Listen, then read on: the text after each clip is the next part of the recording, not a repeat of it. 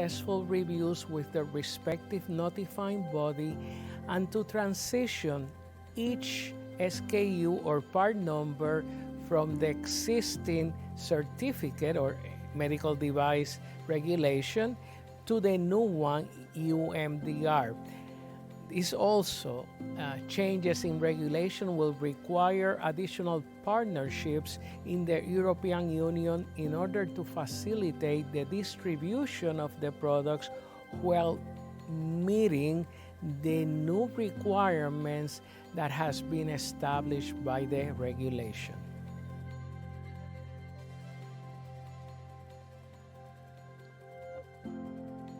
The US FDA has come up with new requirements or changes in regulations for the providers of medical devices for the US market.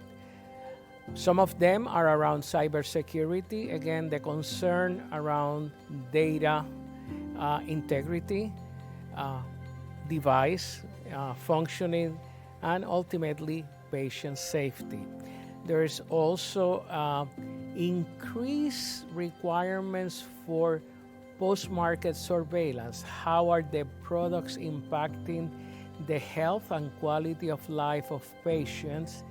And there is also another requirement that takes effect February 2026, that is the integration of the ISO standard 13485 into the existing quality system regulation in the 21 CFR 820, as is known in industry, which will now be known as QMSR.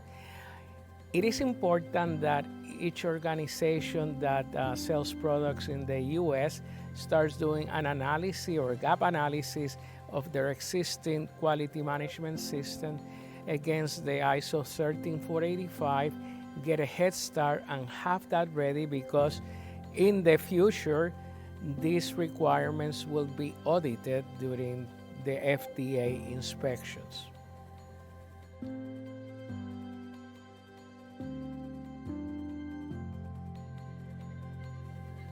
Well, we say in